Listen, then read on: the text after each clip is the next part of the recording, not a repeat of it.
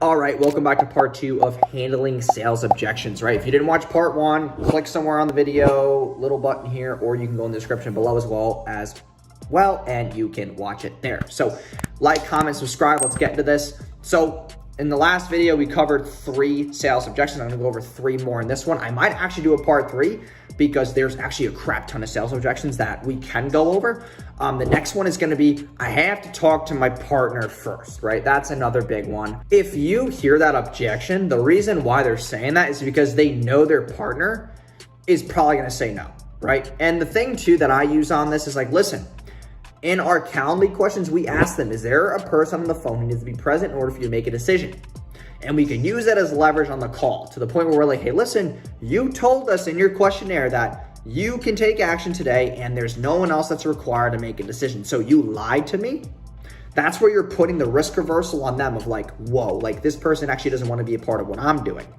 Because if they don't want to be a part of what I'm doing, now it's kind of as if the roles have reversed. Now you as the salesperson are leveraging and going after them.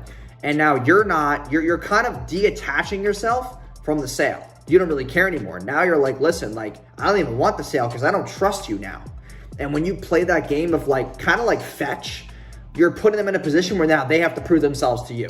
And that's like that detachment mechanism. So I usually say like, hey, listen, I understand that you want to talk to somebody else before making a decision, but they're not on the call with us today. And you answered here that you don't need somebody else on the phone right now to make the decision because you're the decision maker, correct? You're the main person in the business, correct? And they would probably admit that because it's like, they're not gonna say no because they don't feel like they have any ownership. People like control and ownership, so you wanna put that ball in their court. And then from there, you know, they might give you another bit of like, listen, but like when we make big decisions like this, we always need to get a second opinion. But listen, second opinions are cool, but you just took 30 minutes of my time and 30 minutes of your own. If you're an actual business owner like I think you are, you should be valuing your time more than the fee or this transaction today. Can we both agree on that? And that's where you're kind of putting them in a place where you're valuing their time just as much as you're valuing your own. So now it's like this respect mechanism. And then you can go into like, hey, listen, I know you want to talk to your partner, or the whole wife thing. That's like the same exact ordeal as when people say, hey, listen, I got to talk to my wife or my husband first. The objection handle I use for that is like, listen, like I get it, but this person wasn't on the phone and you're not able to regurgitate the whole 32 minutes of this phone call to that person. Can we agree on that? Like you're not going to sit there for 32 minutes and explain to them every single word that came out during this conversation. You don't have the recording of this phone call and you didn't do your due diligence to get them on the phone when you knew you should have if you were going to make a decision today, because from your questions you told me that you could, and that's kind of like that risk reversal, you know, mechanism that I talked about before. And then with the wife thing, I kind of just say, listen, like if you got to talk to your wife, is this a big decision that you're making right now? Like, is this bigger than you marrying your wife, right? And that's where you kind of like go into this analogy that I use where I basically say, listen, like you proposed to your wife. Did you have to ask her permission before doing so? And then they'll be like, well, no, because like, you know, that's not how it's supposed to be. I'm like, listen, that's not supposed to be either. But you made that decision and she was pretty happy with that decision, correct? And he was like, well, yeah, of course we've been married, blah, blah, blah, blah, blah. Well, it's like, this is the same thing here. If you know this is going to grow your business, you don't need permission from your wife because she should be satisfied with the decision as well. You're trying to better yourself, your business. You can afford more things for her, your kids, your house, your family, whatever the case may be. Would you agree with that? Like, that's where you're pulling them back into the simple analogies of talking to a 5-year-old.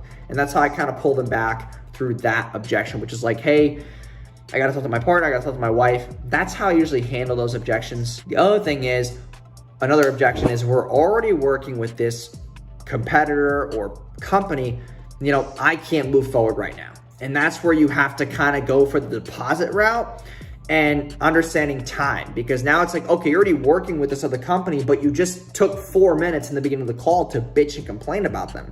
So you want to get out of that as fast as possible, correct? Okay, well, if you can just sign this simple agreement or pay the simple deposit, I can lock you in now. And then when that time comes, when your period is over, then we can take you on. Or you could pay the small deposit, sign the agreement, and we can start working on your account in the interim so that when you're done with that company, you can then be fully launched with us. And that's how I kind of handle that objection. I make them, you know, kind of reason with valuing their time over the money to at least get them in the ecosystem, get them excited about the end result so that while they're still dealing with that crap company, they can get deliverables and service and fulfillment from us without stepping on anybody's toe. Because that's what they're worried about. They're worried about, hey, listen, if I bring in another company, is this other company going to be pissed? Well, they don't need to know about that because you can sign an NDA, non-disparagement agreement, to make sure that we don't say anything or you don't really keep us in the loop with anything that they're doing currently.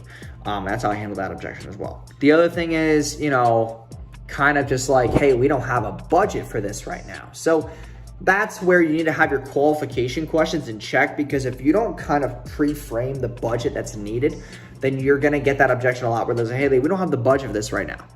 Well, listen, like if you don't have the budget, you answered this question, right? And you always wanna have the questions in your Calendly, questionnaire, type form, whatever. Make sure you're handling like price, time, prior obligations, where you currently are in the business. Are you currently running ads? Are you currently doing X, Y, and Z? So you can use those things as leverage. Because if I put in my questionnaire like we do, are you able to invest, $2,000 or more, $1,500 or more in your business to ensure results monthly, right? If they answer that, then they can fit in the program, okay?